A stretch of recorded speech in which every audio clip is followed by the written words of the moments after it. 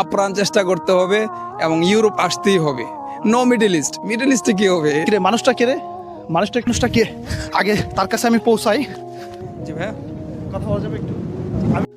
যারা 2025 সালে তাড়াহুড়া করতেছেন গ্রিস নিয়ে, আজকে তাদেরকে আমি এমন একটা আপডেট দেবো, হয়তো এই আপডেটটা কেউ দিই নাই, সামনে 2026 সাল আসতেছে।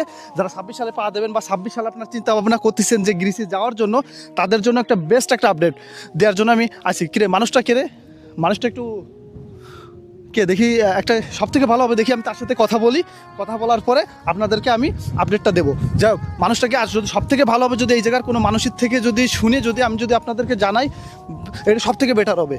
দেখা যাক যে মানুষটা কে, আগে তার কাছে আমি পৌঁছাই। ভাই একটু কথা বলা যাবে? কথা বলা যাবে একটু?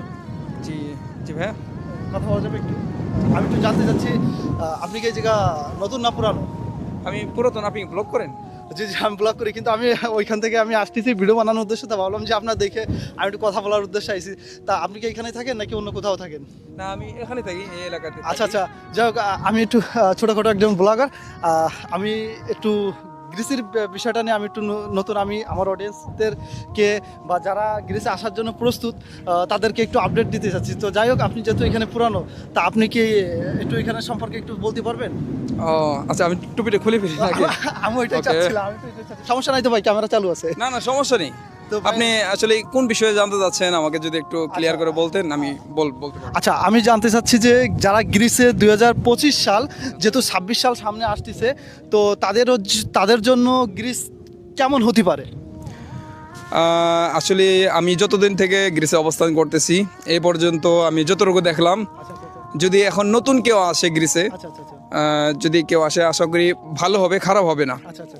কারণ গ্রিক সরকার এখন দিন দিন মানুষের প্রতি সুধারণা পোষণ করতেছে, বিশেষ করে বাঙালিদের প্রতি গ্রিক সরকার অনেক সুন্দর একটি ধারণা পোষণ করতেছে। কারণ গ্রিসের যে কৃষিখাত, এটা বাঙালিরাই অনেকটাই উপরে উঠাই দিছে, যার কারণে এখন দেখা যাচ্ছে আমাদের প্রতি একটু মানে সহনশীল হয়েছে গ্রিক সরকার। তো ফ্রেন্ড সার্কেলদের মাধ্যমে আমি যতটুকু জানছি আর কি, এখন আসলে ভিসার যে রেশিওটা, এটা মানে একেবারেই কম বললেই চলে। মানে তারা ভিসা দিতে যাচ্ছে না, কেন যেন ভিসাটা দিতে যাচ্ছে না। এই কারণে আমার অনেক বন্ধু বান্ধব কিন্তু আসার জন্য মানে অধীর আগ্রহে বসে আছে, তারাও পারতেছে না, অনেক দিন থেকে চেষ্টা করতেছে, হচ্ছে না। তো যাক, আমার অডিয়েন্সদেরকে আর কি আপনি কি বলতে চাচ্ছেন?